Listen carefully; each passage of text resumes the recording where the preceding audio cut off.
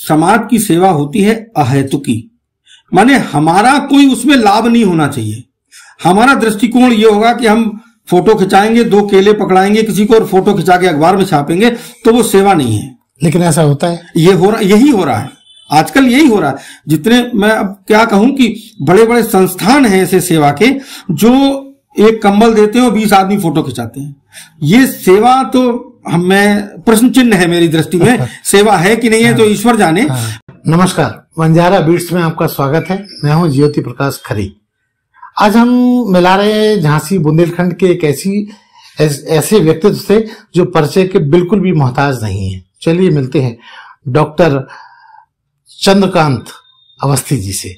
नमस्कार अवस्थी। नमस्कार। नमस्कार अवस्थी जी, चूंकि आपका प्रोफाइल करना बड़ा है, इसलिए मैंने दर्शकों को बोला कि मैं परिचय नहीं दूंगा, तो मैं चाहूंगा कि छोटा सा परिचय आप हमारे दर्शकों को दीजिए अपना। मैं एक इकोनॉमिक्स का विद्यार्थी हूं और पेशे से मेरी जो वृत्ति है वो एक अध्यापन की वृत्ति है। तो विद्यार्थियों से मिलना मिलाना, उनकी शिक्षा दीक्षा के विषय में चर्चा करना, उन्हें गाइड करना मेरा काम है, और आर्थिक सलाह देना ये मेरा काम है। और सामाजिक दृष्टि से मैं विश्व हिंदू परिषद और राष्ट्रीय स्वयंसेवक संघ से जुड़ा हुआ हूं। विद्यार्थी परिषद के कई दायित्व निभाए हैं मैंने, और वर्तमान में भी प्रयास करता हूं कि समाज की सेवा में कहीं ना कहीं कुछ ना कुछ मेरा योगदान, मेरे परिवार का योगदान निरंतर होना चाहिए। इसके लिए मैं कोई प्रचार को महत्वपूर्ण नहीं मानता कि मैं अगर कुछ कर रहा हूं तो उसका प्रचार दिखाने की आवश्यकता वो मैं नहीं समझता कि प्रचार करूं। जैसे अब ये चर्चा चली है तो मुझे संकोच है ये बताने में कि जैसे 12 जनवरी को विवेकानंद जी की जयंती होती है, तो हम लंबे समय से अपने विद्यार्थी काल से वो मनाते चले आ रहे हैं। उस समय हम रात में 10, 11, 12 बजे स्टेशन जाते हैं। हमारे संग कुछ लोग जो हमारे मित्र हैं या जो उस समिति के लोग हैं वो जाते हैं वहां हम देखते हैं किसको कंबल की जरूरत है। तो ऐसे ऐसे लोग हमें मिलते हैं जिनको वास्तविकता में जरूरत है, उनके ऊपर हमने कंबल डाल दिया। ना उनसे कोई हमें उनसे धन्यवाद चाहिए ना कुछ चाहिए, तो हम ना ही फोटो निकालवाना, ना कोई फोटो निकालते हैं, ना अखबार में समाचार देते हैं। हमको लोकेशना में मेरा कोई रुचि नहीं है, क्योंकि ये जो हम काम करते हैं ये एक व्यक्ति विशेष के लिए नहीं करते, हम ईश्वर के लिए करते हैं। एक आंदोलन है और इस सब का निर्णायक तो ऊपर बैठा है, वो निर्णय करता है। इसलिए हमारे जितने भी काम मैं करता हूं, चाहे वो समाज की सेवा हो, चाहे परिवार की सेवा हो, चाहे कुछ भी करूं, वो ईश्वर को प्रतिनिधि मानकर मैं करता हूं। तो ये मेरा विचार है। जैसा कि आपके नाम के साथ डॉक्टर जुड़ा हुआ है, तो हम चाहेंगे कि हमारे दर्शकों को बताएं कि आपने किस विषय से पीएचडी की या क्या किया है। मैंने इकोनॉमिक्स में 91 में पीएचडी किया, और क्योंकि पढ़ने में रुचि कुछ देर में जागी, इन द सेंस की पहले तो सामान्य विद्यार्थी था। जब ग्रेजुएशन हो गया उसके बाद एमए जब मैंने शुरू किया तब रुचि पढ़ने में जागी, तो लगा कि अब पीएचडी करना चाहिए। तो इकोनॉमिक्स में पीएचडी कर ली, फिर उसके बाद एमबीए भी कर लिया, और फिर सामाजिक जीवन में अपने व्यवसाय में आए, सामाजिक जीवन में आए। तो इकोनॉमिक्स मेरा प्रिय विषय है।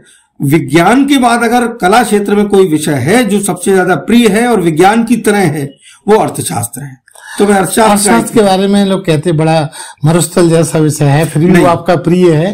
तो हम चाहेंगे कि हमारे दर्शकों को बताएं कि उसमें ऐसी समरसता आपने कैसे अपने जीवन में पैदा की। देखिए, जब तक कोई भी विषय हो, चाहे वो विज्ञान का हो, चाहे समाज का कोई भी विषय हो, कला क्षेत्र का हो, जब तक उसके कॉन्सेप्ट को आप नहीं समझते हैं तब तक वो आपके लिए कठिन है।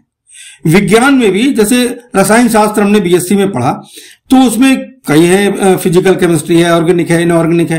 तो तीनों में कोई रुचिकर होता है, कोई बड़ा नहीं लगता, जो हमें समझ में नहीं आया। हाँ। जहां हमारे जैसे एक, मैं इस बात को थोड़ा सा डाइवर्ट करके बता रहा हूं, जैसे एक महेश योगी के एक शिष्य हुए डॉक्टर टोनी, आज भी वो स्वीडन में रहते हैं डॉक्टर टोनी, और वेदों पर शोध किया है उन्होंने। वो कहते हैं वेद में 1 लाख ऋचाएं हैं, हमारे शरीर में 1 लाख नाड़ियां हैं, हर नाड़ी पर एक वेद की ऋचा विद्यमान है। जब कोई बहुत हमारे को कर्णप्रिय संगीत बजता है, हम झूमने लगते हैं, इसका मतलब ये उसमें बजने वाला जो संगीत है, धुन है, उसका राग है, वो वेव्स हमें अटैक कर रही है, हमसे ट्यूनिंग मिलती है, हम नाचने लगते हैं। तो ऐसे ही कोई भी विषय जब तक हम समझते नहीं है तब तक वो लगता है अरे बड़ा नीरस है। तो ऐसे इकोनॉमिक्स इतना सरस विषय है। जैसे विज्ञान में एक प्रयोगशाला में बंद कर हम प्रयोग करते हैं, मगर अर्थशास्त्र के लिए तो पूरा समाज ही प्रयोगशाला है भाई। मान लीजिए मांग पूर्ति का नियम है, तो मांग पूर्ति का नियम बाजार से अच्छा कहां समझेंगे आप? सब्जी बेचने वाला टमाटर मई जून में महंगा बेचता है क्योंकि पूर्ति कम है, मांग ज्यादा है। और इस समय टमाटर 10 रुपए किलो है क्योंकि पूर्ति ज्यादा है, मांग उसी हिसाब से। भाई टमाटर हम 1 किलो खा लेंगे, इससे ज्यादा तो नहीं खाएंगे, मगर सप्लाई ज्यादा है जी। तो ये इससे अच्छी प्रयोगशाला कौन सी होगी समाज में? हम उसे समझ सकते हैं। जैसे बजट आता है, बजट को हम लोग समझ लेते हैं कि क्या अच्छा है, क्या उसमें क्या कमियां हैं। तो अर्थशास्त्र से अच्छा कोई विषय हो ही नहीं सकता, इसलिए वो सरस है जी। अवस्थी जी, एक महत्वपूर्ण सवाल कि आप अर्थशास्त्र से जुड़े हैं, और ये मुझे भी ज्ञान है कि आप बहुत सारे फीचर से भी जुड़े रहे, लिखने का भी शौक है। कैसे उपजा ये शौक आपको? देखिए, मैं बचपन से कुछ ईश्वरीय देन थी, कुछ हमारे परिवार का माहौल था। पिताजी भी हमारे सामाजिक कार्यकर्ता थे और यूनियन में भी रहे, संघ में भी रहे, विश्व हिंदू परिषद में रहे, तो वो हमें विरासत में मिला वो सब कुछ। तो उसके कारण विवेकानंद जी और आदि शंकराचार्य के प्रति मेरा आकर्षण बचपन से रहा। अगर आप देखेंगे तो मैं बचपन से उनकी छोटी छोटी पुस्तकें जो मिलती थी 2-2, 3-3 रुपए की, वो मैं लेके पढ़ता रहा। और जैसे जैसे बड़ा हुआ तो और उनका साहित्य लेकर मैंने पढ़ा, उसका प्रभाव मेरे जीवन पर पड़ा। और इसी कारण मैं विविध क्षेत्रों में प्रयास करता हूं। मैं जाकर जहां तक हो सके उस शोध परख मेरा रहता है। जैसे संगीत में मुझे कुछ नहीं आता, मगर जैसे तुलसीदास जी ने कहा ना, राम कथा गावहीं सुनहीं जे अनुमोदन करहीं, बिनु प्रयास भव सागर तरहीं। इसी तरह से संगीत में मुझे कुछ नहीं आता, मैं स्वर भी नहीं समझ सकता, मगर मैं एक अच्छा श्रोता हूं। शास्त्रीय संगीत मुझे बहुत अच्छा लगता है, उसमें भी कोई वाद्य यंत्र बज रहा हो तो मुझे बहुत अच्छा लगता है।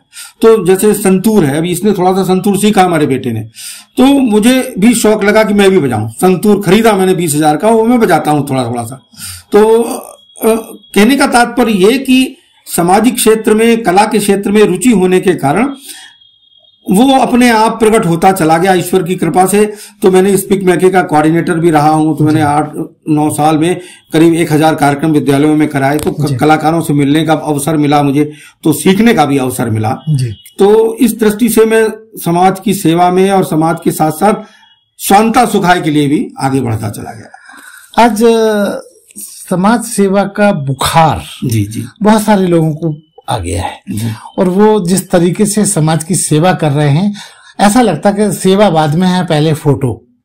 तो क्या आप इस बात से सहमत हैं? नहीं, मैंने ऐसा हो रहा है? बिल्कुल हो रहा है, मैं बिल्कुल मानता हूं। जैसे समाज की सेवा होती है अहेतुकी, माने हमारा कोई उसमें लाभ नहीं होना चाहिए। हमारा दृष्टिकोण ये होगा कि हम फोटो खिंचाएंगे, 2 केले पकड़ाएंगे किसी को और फोटो खिंचा के अखबार में छापेंगे, तो वो सेवा नहीं है। लेकिन ऐसा होता है, यही हो रहा है आजकल, यही हो रहा है। जितने मैं अब क्या कहूं कि बड़े बड़े संस्थान हैं ऐसे सेवा के, जो एक कंबल देते हैं और 20 आदमी फोटो खिंचाते हैं। ये सेवा तो हमें प्रश्न चिन्ह है मेरी दृष्टि में। सेवा है कि नहीं है तो ईश्वर जाने, परंतु ये सेवा नहीं है मेरे दृष्टिकोण में। सेवा वो है जहां हम उससे, सेवा जिसकी हम कर रहे हैं उससे हम कोई अपेक्षा न रखें, यहां तक कि वो जाने भी ना कि कौन हमें कंबल देके चला गया, कौन हमारी सहायता करके चला गया, वो ये भी ना जाने, तब सेवा है। जैसे हम किसी को प्रेम करते हैं, तो प्रेम इतना पवित्र शब्द है जिसको लोगों ने आज गद्दा बना दिया, छिछला बना दिया। प्रेम होता है गंगा की तरह पवित्र, एक अविरल बहने वाली धारा, अहेतुकी, माने अनकंडीशनल लव हमें सबसे करना चाहिए, पूरी प्रकृति से, मनुष्य से, सबसे। कोई हमारा हेतु नहीं है। जैसे माँ बच्चे को पालती है, उससे कोई पूछे कि तुम्हारा क्या हेतु है, बच्चे को बड़ा हो जाने पर क्या अपेक्षा है, मां नाराज हो जाएगी कि मेरा आनंद है इसमें, बच्चे को पालना ही मेरा आनंद है, उसको बड़ा करना ही मेरा आनंद है। ऐसे ही समाज से जो हम समाज का कार्य करें, समाज से प्रेम करें, वो अहेतुकी होना चाहिए। कोई हमारा अपेक्षा नहीं है, बस उसी में मुझे आनंद की अनुभूति होती है। और अगर आप आश्चर्य करेंगे, मेरा अनुभव है कि अगर इसी दृष्टिकोण से हम आगे बढ़ते चले गए, अहेतुकी प्रेम करते चले गए, तो एक दिन ईश्वर का साक्षात्कार हमें हो सकता है जरूर, मगर वो परिष्कृत होना चाहिए प्रेम हमारा।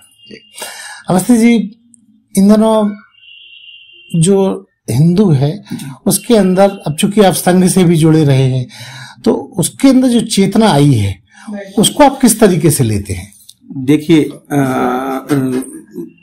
हिंदू समाज 1000 साल से पृथ्वीराज चौहान के बाद से आज तक पददलित होता चला आया। कोई ऐसा नेतृत्व देने वाला व्यक्ति नहीं मिला जो हिंदू समाज को जगा सके। बीच बीच में ऐसे लोग आए, जैसे गुरु गोविंद सिंह जी थे, या 10 गुरु जो थे सिख समाज के, वो 10 गुरु थे, या कभी भक्ति काल चला, तो भक्ति काल के आंदोलन, मगर एक समग्र समाज को जगाना कठिन था। हमारे लिए ये सौभाग्य की बात है कि वर्तमान में जो हमारे प्रधानमंत्री जी हैं, उन्होंने देश में पूरे समाज को जगाया, विशेष रूप से हिंदू समाज को जगाया, और वो जागृति अब इतनी आ गई है कि अब अगर कोई क्रिया होती है तो उसकी प्रतिक्रिया भी तुरंत होती है। हाँ।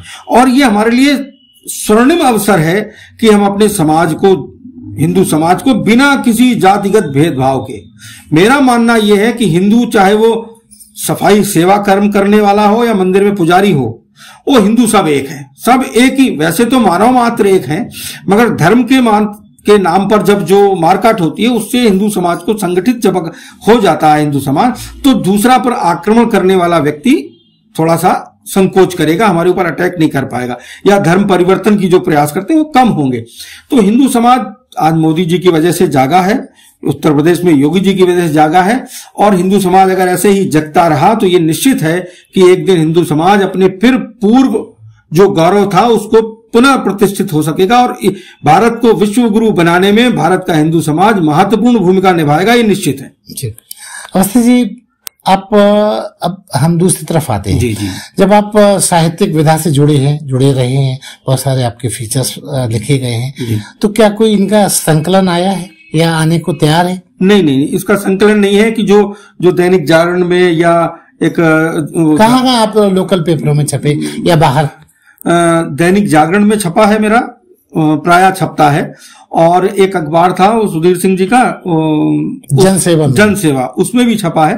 तो वो अखबार में रख लेता हूँ, जब समय ऐसा अवसर आएगा तो अगर इतने हो जाएंगे कि उन्हें पुस्तकबद्ध किया जाए तो फिर उसका समय देखा जाएगा, बाकी मैं वो अखबार रख लेता हूँ। और अगर ऐसे कोई विशेष होते हैं, जैसे जब हम विवेकानंद जयंती मनाते थे तो माननीय अशोक सिंघल जी आए हमारे यहाँ, डॉक्टर मुरली मनोहर जोशी जी, इसी कमरे में doctor Murli Manohar Joshi ji, lieutenant general JFR Jacob, जिन्होंने बांग्लादेश में 90,000 सैनिकों को आत्मसमर्पण कराया था, वो इसी कमरे में आके भोजन कर गए। राजनाथ सिंह जी, कल्याण सिंह जी, मैंने बड़े बड़े मूर्धन्य व्यक्ति, पुरोधा लोग, योगी जी के गुरु महंत अवैधनाथ जी इसी कमरे में, महंत नृत्य गोपाल दास जी इस कमरे में आकर हम प्रसाद ग्रहण कर गए।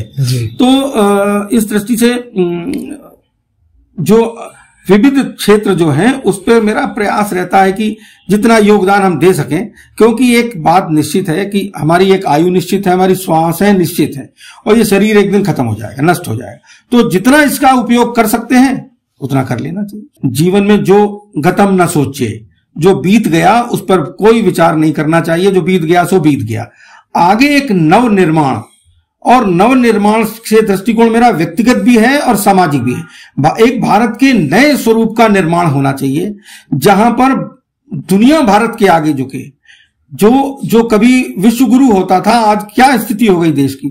तो हम प्रयत्न ये करें, एक साल प्रयत्न करें कि हम अपनी अपेक्षा को छोड़कर हम देश के लिए काम करेंगे, सामूहिक काम करेंगे और समाज को जागृत करेंगे। समाज में बहुत सी ऐसे काम करने के क्षेत्र हैं जहां पर नवयुवक काम कर सकते हैं, और मैं आज भी अपने को नवयुवक मानता हूं। इसको तो आप लगते हैं। उसका कारण क्या है? मेरी एक सोच है, मैंने किसी महापुरुष से सुना था कि जो व्यक्ति दर्पण देख सकता है वो नवयुवक है, जो दर्पण नहीं देख सकता वो नवयुवक नहीं। मतलब जो वर्तमान परिस्थिति का सामना कर सकता है। मान लीजिए मेरे ये बाल सफेद हो गए, अब मैं इसके लिए परेशान हूं, काला रंग लगाऊं, हो गया जो हो गया, ठीक है, वो तो प्रकृति है, परिवर्तन लाएगी, मगर ठीक है, मैं आज भी उसी ऊर्जा से काम करने के लिए तैयार रहूं। बिल्कुल। को एक बार पुनः संगठित करना, बिना किसी जातगत भेदभाव के, धर्म के की कोई मर्यादा न रखते हुए सभी पूरे हिंदू समाज को एकत्रित किया जाए, और फिर हिंदू समाज एक बार खड़ा हो और इस देश को विश्वगुरु बनाने में अपना 100% योगदान दे। अवस्थी जी, बंजारा बीट्स एक एकेडमिक इंफॉर्मेशन देने वाला चैनल है। हम इसमें प्रयास करते हैं कि कुछ विविधता वाले लोग, कुछ स्पेशल लोगों को हम समाज से परिचय कराएं। हम चाहेंगे कि आप हमारे दर्शकों को कुछ संदेश दीजिए, क्योंकि अभी थोड़ी देर पहले आपसे बात हुई कि आप बोले कि आप युवा हैं, तो कोई युवा पीढ़ी के लिए क्या संदेश देना चाहेंगे? एक तो युवा पीढ़ी के लिए संदेश ये है कि बहुत से समाज में ऐसे दूषित करने वाले माध्यम हैं, उनसे थोड़ा सा बच के रहें और अपने लक्ष्य की ओर दृष्टिकोण करके आगे बढ़ें। उसमें उन्हें मोहित करने वाले, आकर्षित करने वाले बहुत सी चीजें हैं, उनमें ना फंसे। जैसे एक उदाहरण देकर मैं समझाना चाहता हूं कि एक योगी जब योग के मार्ग पर चलता है तो बहुत सी रिद्धि सिद्धियां उसको आकर्षित करती हैं, और अगर वो उनके आकर्षण में आ गया तो अपने लक्ष्य की ओर कभी नहीं भटक जाएगा। जैसे यहां से हम मान लीजिए कचहरी जाना चाहते हैं और बीच में हम इलाइट में सिनेमा देखने को रुक गए या किसी होटल में रुक गए तो हम अपने गंतव्य पे नहीं पहुंच पाएंगे। तो नवयुवक को चाहिए कि इन उलझनों को हटाकर परे रख के जो उसने लक्ष्य तय किया है, उसने तय किया कि हमको IAS अधिकारी बनना है, तो जब वो लक्ष्य मिल जाएगा तो ये रिद्धि सिद्धि उसके आगे हाथ जोड़ के खड़ी होंगी, वो सेविका होंगी उसकी। तो नवयुवकों को अपने लक्ष्य की ओर ध्यान केंद्रित करके आगे बढ़ना चाहिए, और अगर लक्ष्य से भटक गए तो फिर कुछ भी नहीं मिलता। और अगर मान लीजिए लक्ष्य तय नहीं हो पा रहा है तो भगवान कृष्ण ने कहा, महाजनों ये नगता सापन था, जिस रास्ते पर हम मान लीजिए हम तय नहीं कर पा रहे हैं हमें क्या करना, तो श्रेष्ठ पुरुष जिस रास्ते पर गए हैं उस रास्ते पर आंख बंद करके चला जा सकता है, जीवन सफल अनुसरण किया जा सकता है, जीवन सफल हो जाएगा। तो ये मेरा युवाओं को एक संदेश है कि अपने लक्ष्य की ओर एकाग्र मन से बढ़ें, सफलता निश्चित उन्हें मिलेगी। तो ये थे डॉक्टर चंद्रकांत अवस्थी जी, जो युवाओं को अपने मन की बात अपने तरीके से बता रहे थे। बंजारा बीट से बात करने के लिए अवस्थी जी बहुत बहुत धन्यवाद। धन्यवाद, बहुत बहुत धन्यवाद ज्योति प्रकाश जी। इस चैनल को लाइक और सब्सक्राइब करना ना भूलें। देखते रहिए बंजारा बीट्स।